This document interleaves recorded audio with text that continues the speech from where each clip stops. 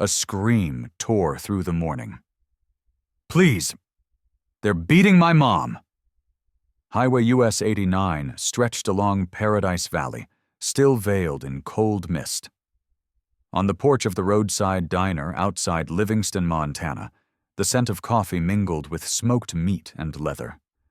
A row of Harleys gleamed in the first sunlight, their engines rumbling low like buffalo on the prairie. Men in leather vests bearing the bison skull emblem, the High Plains riders, laughed, their voices bouncing off the glass. No one noticed the tiny red dress darting across the gravel lot until the girl's boots slipped, knees scraping the stones. A short-haired girl with mud-streaked cheeks and heaving chest gasped. "Please! They're hurting my mom!" "Back there, by the trailers behind the cottonwoods." Her small arm trembled as she pointed toward the faded silver trailers crouched among the trees and fence lines.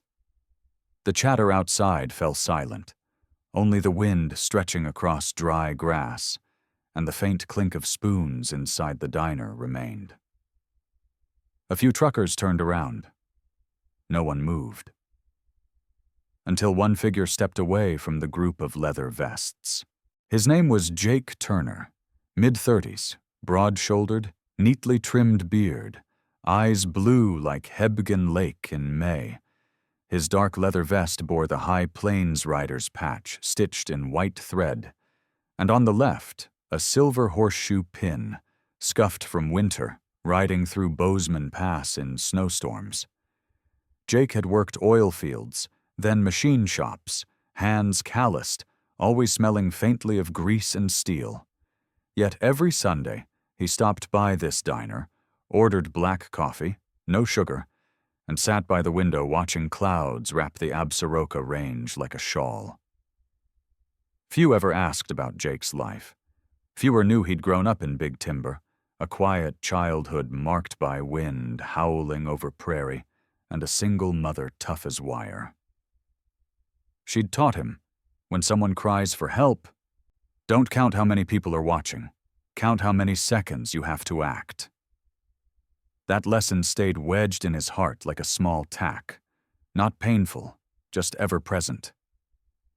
When the little girl in the red dress ran up, Jake didn't see trouble. He saw himself, years ago, sprinting across grass, searching for one adult willing to kneel to his eye level. He knelt now, placing two large hands gently on her shoulders to steady her breath. "What's your name?" he asked, voice deep but kind. "Lily," she hiccuped. "My Mom's Emily. He's drunk. He's gonna—" The words shattered like early spring ice. Jake looked past her, the narrow dirt road, the cottonwoods, the faded roofs. He stood up. "Let's go. Ryder, mount up." Jake gestured. Two brothers, Cole and Ryder, kicked their engines alive, exhaust roaring against the paper-thin morning sky. 3 Harleys shot across the gravel lot, sunlight catching in their dust trails. The diner windows rattled. A few patrons froze mid-breath. Inside, Lily sat wrapped in an oversized leather jacket, clutching a mug of cocoa, eyes glued to the window. The dirt road into the trailer park was scarred with ruts, deep as old wounds.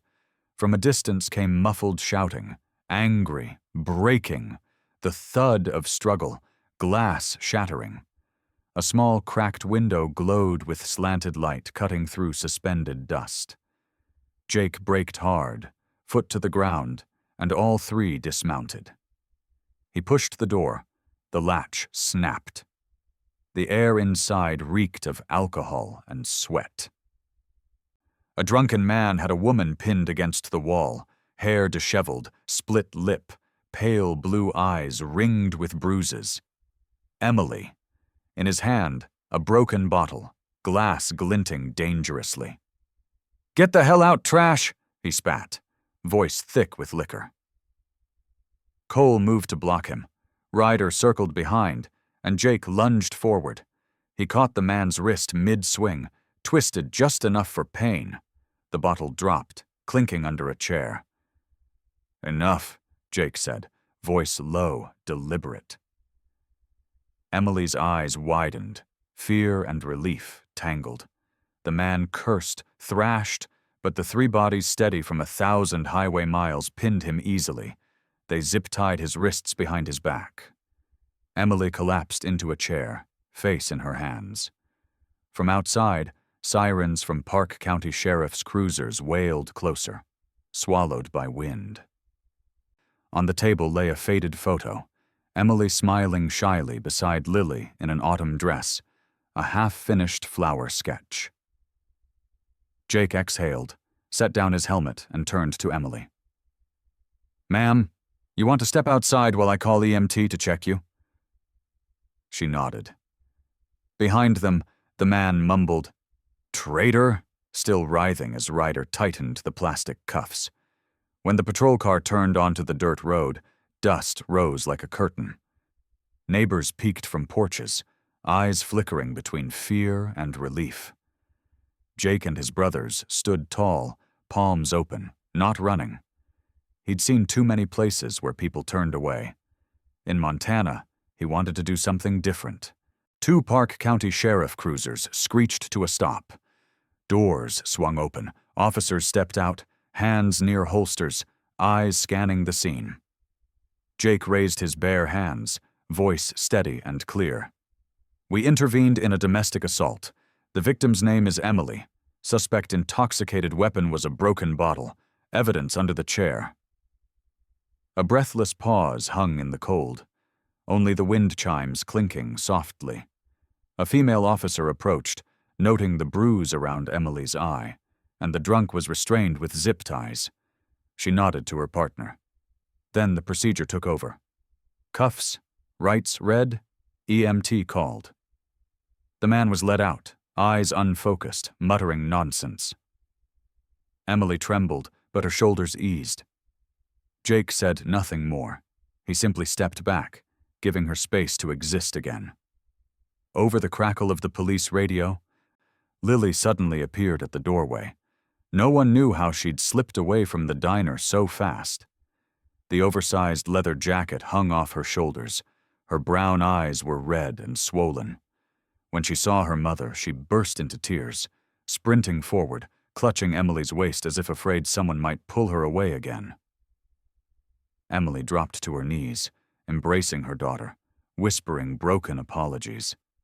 No one intruded. Even the prairie wind seemed to quiet down.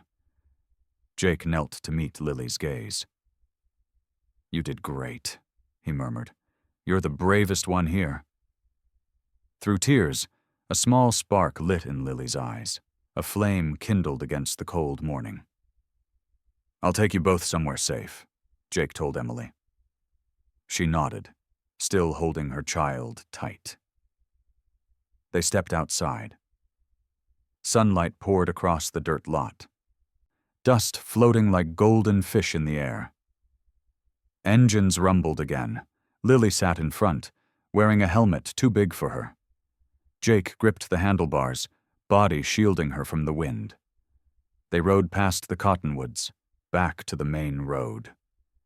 The roadside diner came into view, chipped paint, reflective glass mirroring the trio like a framed photograph already waiting for them. When they walked in, the room hushed. Emily's lip was split, but her eyes carried new weight, the weight of someone who had reclaimed her right to peace. The diner owner brought 2 wool blankets and cups of hot tea. Truckers stood awkwardly, learning for the first time how to look at a wounded woman not with pity, but respect. A deputy stood by the door, hat in hand, head bowed slightly. Only a gentle collective silence filled the room. Jake leaned towards Lily. "From now on, you take care of your mom, okay? You're her guardian angel." And for the first time since morning, Lily smiled. News of what happened at the trailer park spread faster than the wind through the grasslands. By noon, people weren't coming to the diner just for lunch. They came to say thank you, because someone had run toward a cry for help. An elderly couple brought a bag of vegetables. A carpenter offered to fix the trailer steps.